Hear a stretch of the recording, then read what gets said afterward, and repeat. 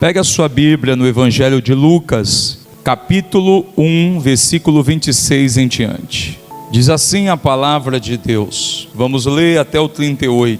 No 6º mês de gestação de Isabel, Deus enviou o anjo Gabriel a Nazaré, uma cidade da Galileia, a uma virgem de nome Maria. Ela estava prometida em casamento a um homem chamado José, descendente do rei Davi.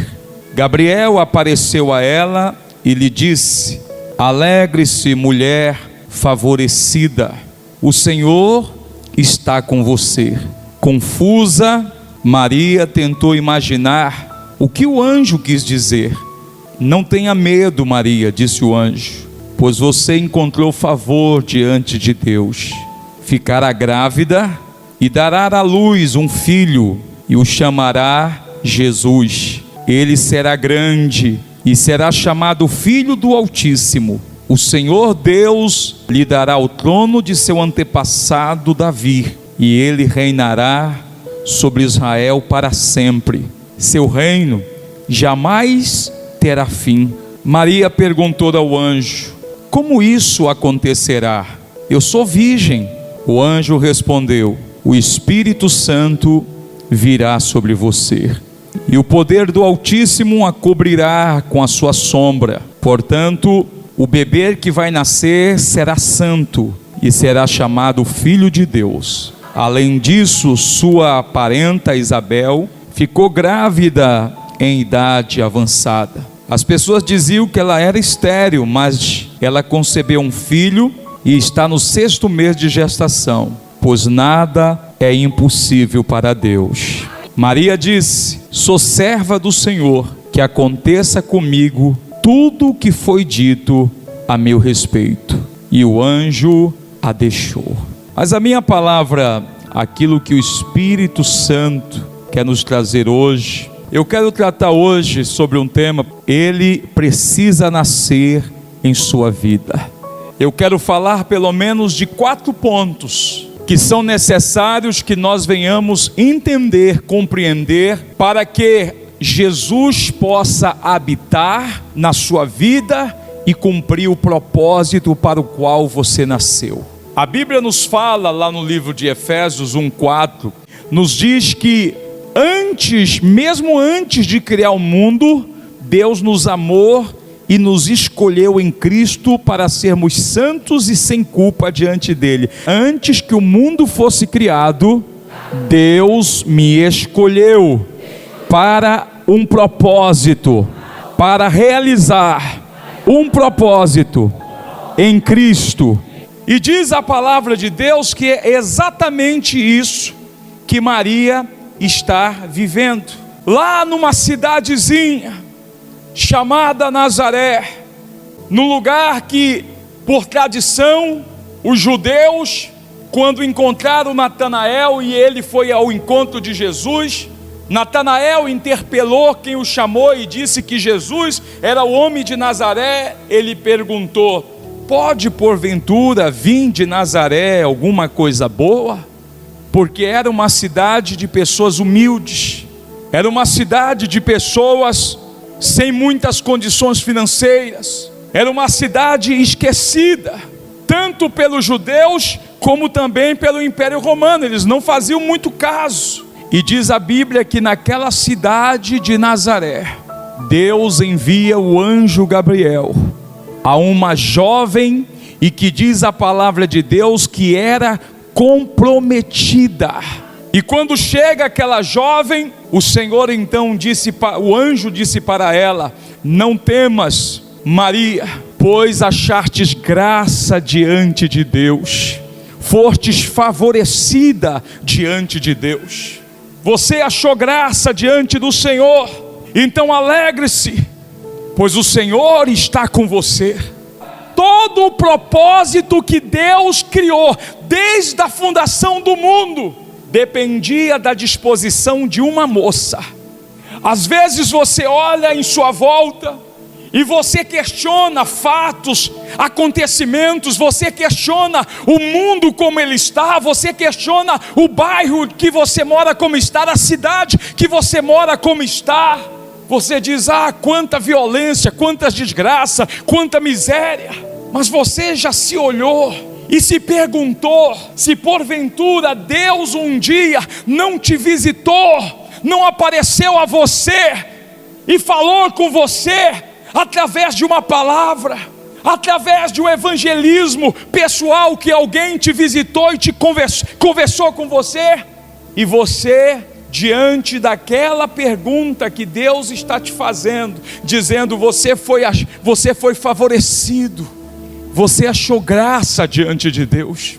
Deus te escolheu para um projeto, Deus te escolheu para fazer nascer de você o Salvador. Deus te escolheu para nascer em você aquele que pode salvar o mundo inteiro. Ah, pastor, eu fico imaginando a expectativa do céu. Eu fico imaginando Deus. Deus escolheu uma moça, Deus mandou o anjo avisar, como o pastor é chamado em Apocalipse o anjo do Senhor, o anjo que está na igreja tal. E Deus às vezes vai usar o pastor, o anjo da igreja, para falar com você sobre um propósito definido que Deus tem para a sua vida. Mas agora toda a expectativa está na vida de uma moça, e não é fácil. Sabe por que não é fácil? Porque o propósito colocaria em questão a vida dela. Ela sofreria rejeição, ela poderia ser rejeitada pelo próprio noivo, porque ela ficaria grávida, ela sofreria a rejeição da sociedade. Naquela hora que diz, então ela se perturbou. Maria ficou perturbada quando ouviu isso, ela ficou desesperada. E diz a palavra de Deus aqui no que nós lemos, Maria perguntou, 29, diz: então Maria ficou confusa, na RA, por favor, diz a palavra, então Maria, ela porém ao ouvir esta palavra, perturbou-se muito, e pôs-se a pensar, o que significa essa saudação? E esse se perturbar, poderia ser até dentro da visão dela, normal. Por quê? Como eu vou ficar grávida? Eu sou noiva. Se eu ficar grávida e o meu noivo for até a porta da cidade e dizer aos anciãos da cidade de Israel ou da cidade de Nazaré que eu estou grávida, eles vão convocar os homens para mim até a porta da cidade e eles me apedrejarem, porque essa era a pena para a traição que poderia ser imputada a ela. Maria disse: eu vou ser rejeitada pelo meu marido, pelo meu noivo, eu vou ser rejeitada pela sociedade, eu vou ter algumas consequências. Mas Deus está dizendo para ela: você achou graça. E olha o que ele disse: o Senhor está com você. Eu pergunto para você, Deus está hoje aqui dizendo: você nasceu para que Ele possa nascer dentro de você, e dentro de você Ele possa gerar o propósito que Ele tem para a tua vida. A pergunta é: você está disposto a cumprir todo esse propósito? Mesmo que isso te traga prejuízos, mesmo que amigos te deixem, mesmo que pessoas te traiam, mesmo que seja a você imputado palavras de baixo escalão, você está disposto a cumprir o propósito, a dizer: Senhor, eu sou tua serva, o teu servo, que se cumpra em mim a tua vontade, como Maria disse? Ou quando a gente pensa: poxa, eu vou permitir Jesus nascer dentro de mim, viver o propósito, mas eu vou perder amigos que vão se afastar de mim, porque agora eu vou me tornar uma pessoa diferente, pessoas vão me julgar, pessoas vão me questionar. Eu quero te trazer 4 pontos que você deve refletir, que eu vejo e enxergo na vida dessa relação e dessa resposta de Maria para Deus. Se você quer dizer sim para Jesus, se você quer chegar no versículo 38 e entender o que Maria disse, ela disse: então disse Maria, aqui está a serva do Senhor. Por favor, NVT, eu sou tua serva. Diga: eu sou teu servo. E servo tem vontade própria? Não. Quando ela está dizendo eu sou tua serva, ela está dizendo: quem manda em mim é o Senhor, que se cumpra em mim aquilo que tu tens para fazer na minha vida. Ela perturbou-se, pensou em todos os prejuízos que ela podia ter, mas ao final ela disse: nada é comparado a eu permitir que nasça dentro de mim o Salvador, que eu realize o propósito de Deus para a minha vida. Sabe por que tem muita gente frustrada no mundo? Porque tem pessoas que elas viveram baseadas no que as outras pessoas queriam. Elas viveram baseadas no que o mundo achava, julgava melhor para a conveniência deles. Sabe por que tem hoje cantores que um dia cantaram para Jesus e que hoje estão tentando criminalizar hinos evangélicos que adoram a Deus? Sabe por quê? Eles querem ser aceitos no mundo.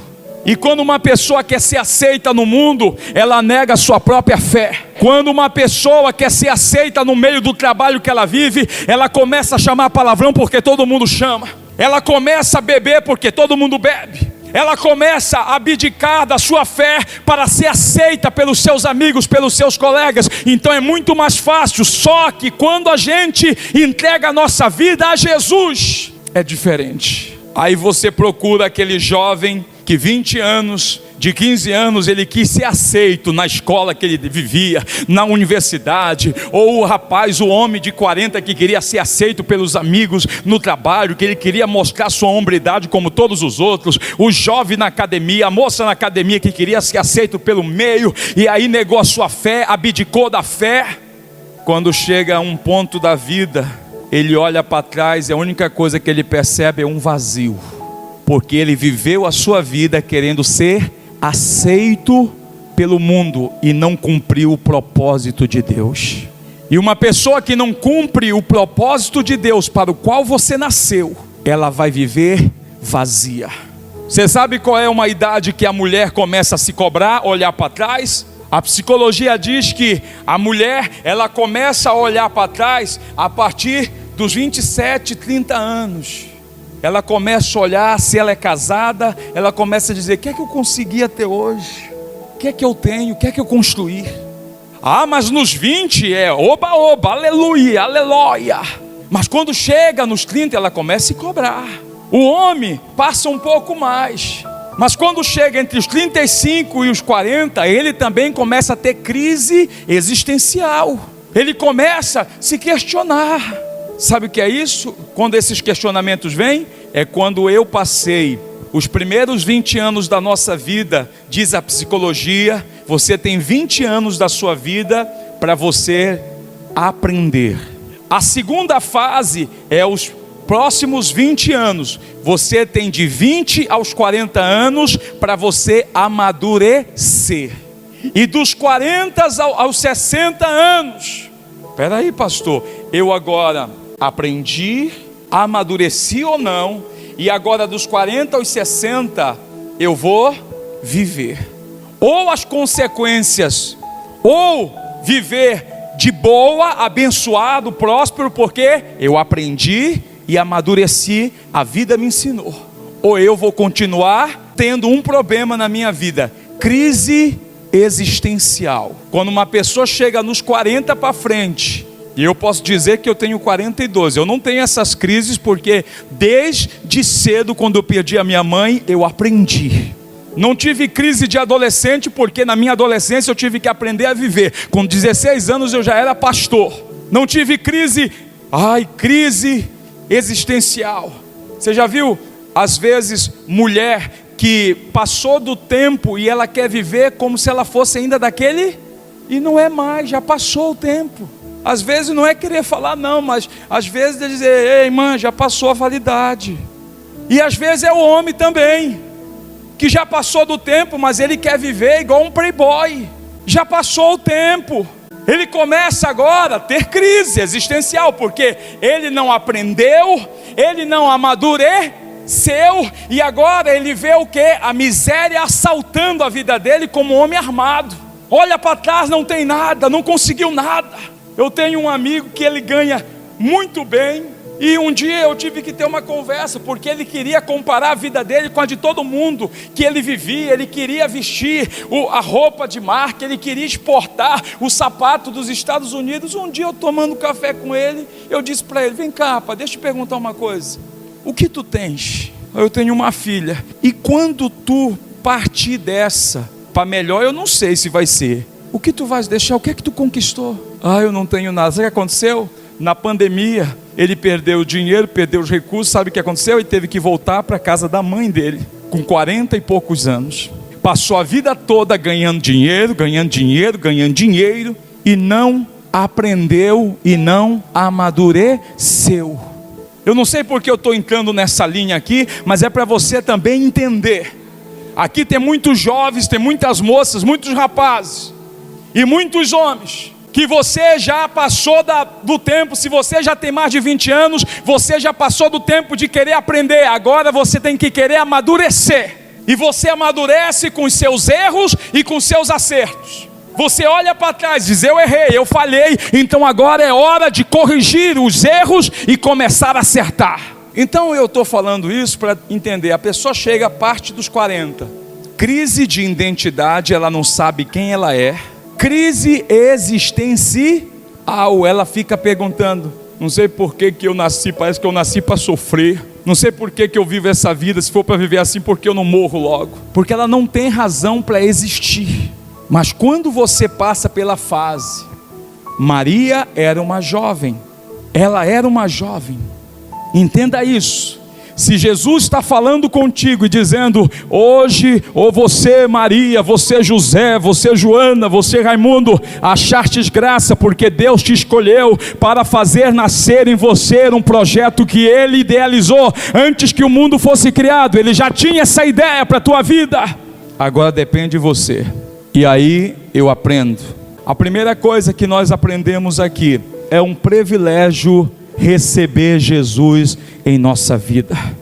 Fale comigo, é um privilégio receber Jesus em nossa vida. Há muitos cristãos que eles encaram servir a Deus como sendo um fardo. Há muitos jovens que encaram servir a Deus como um fardo. Mas a verdade é que quando o anjo chega com Maria, ele não diz: mulher, tu foste escolhida para um propósito, mas eu quero te dizer que vai ser um fardo pesado. Não, ele diz: mulher, alegra-te, porque tu foste escolhida para fazer nascer dentro de você o Salvador, para Jesus nascer na tua vida. Não é fardo. Você fazer nascer o Salvador dentro de você, entregar sua vida para Jesus para que se cumpra nela o propósito, não é fardo. Você deve se alegrar, você deve celebrar, você deve se sentir um privilegiado. Imagina, de 7 bilhões de pessoas que existem no mundo, a maioria estão amarguradas, depressivas. Estão às beiras dos bares, das margens das ruas, bêbados, porque não tem sentido para viver. E do meio de 7 bilhões de pessoas no mundo, você está aqui na casa de Deus, porque você foi agraciado por Ele. Você foi agraciado, favorecido. Então não encare servir a Deus como um peso. Servir a Deus é um privilégio, e eu devo agradecer a Deus por isso. O Senhor Jesus é tão privilégio que, se você servindo a Deus, como Maria abdicou de coisas, se você servindo a Deus abdicar de coisas, mesmo você abrindo mão, mesmo que a tua família te rejeite, mesmo que amigos te deixem, mesmo que o teu pai e a tua mãe te abandonem e te critique por você se permitir cumprir o propósito de Jesus na sua vida, permitir que Ele nasça na sua vida. Sabe o que Jesus disse? Marcos capítulo 10, versículo de número 30, versículo 29 e 30, sabe o que Jesus disse? Ele disse: somos, responderam eles. Então Jesus disse: de fato, Jesus respondeu: eu lhes garanto que todos que deixarem irmãos, irmãs, mãe, pai, filhos, ou por minha causa e por causa das boas novas, por causa do Evangelho. 30, olha o que ele disse: receberão em troca neste mundo 100 vezes mais casas, irmãos, irmãs, mães, filhos e propriedade, com perseguição, e no mundo futuro terão a vida eterna. Então, eu na minha adolescência, na minha juventude, eu era o menino esquisito, porque eu não era aquele de ir para o intervalo, eu era de ficar sentado na sala, eu era cristão, mas eu não era muito de falar, eu era tímido, calado. Agora as minhas notas eram as melhores, e quando as minhas notas saíram, todo mundo queria vir para que eu pudesse ensinar, para que eu pudesse mostrar o que é que tu faz, porque que apenas eu me concentrava naquilo que eu fazia, e eu entendi, eu não tenho ninguém por mim, eu não tenho pai, eu não tenho mãe, eu tenho que me virar, eu tenho que me preparar. A minha adolescência, a minha juventude, eu abdiquei de pessoas que queriam ou não ser amigos, mas por interesses. Eu abdiquei de famílias, porque me questionavam, me criticavam por eu ser um jovem cristão. Mas o que é que eu ganhei em troca? Quantas mães nesses 26 anos que eu vou fazer de ministério, quantas mães em todas as igrejas que eu passei eu ganhei? Pessoas que cuidaram de mim. Quantos pais eu encontrei? Quantas pessoas eu encontrei que fizeram para mim o papel de pai? Quantas famílias eu ganhei? E ainda Deus me deu uma família. Portanto, quando você abdica de qualquer coisa por causa de Jesus, para cumprir na sua vida o projeto dele, ele disse que você não ficará sem receber neste mundo. Olha lá, porque tem cristão que ele só pensa na vida eterna. Amém, esse é o maior prêmio. Mas nós não temos só a promessa da vida eterna, nós temos a promessa neste mundo, de receber neste mundo o tempo que você investe para cumprir o propósito de Deus. Você vai ter longevidade, você vai ter longanimidade, você vai ter vida longa. Vida longa. Deus vai te fazer usufruir, porque você investe tempo para cumprir o propósito de Deus na tua vida, para Ele nascer na tua vida. Portanto, Jesus nascer em nossa vida é um privilégio. Quando Jesus nasce, parece sempre que eu perdi coisas, que eu perdi aquela festa que Salomão disse. Sabe quando você passa na beira de um bar e vê gente... Sabe quando você vê aquela turma rindo, fazendo festa porque o Paysandu foi campeão, porque o Remo foi campeão, porque não sei quem ganhou, o Marituba ganhou. Aquela onda toda. Sabe o que Salomão disse? Do riso eu disse, é tudo loucura, só é aquele momento, cachaçada.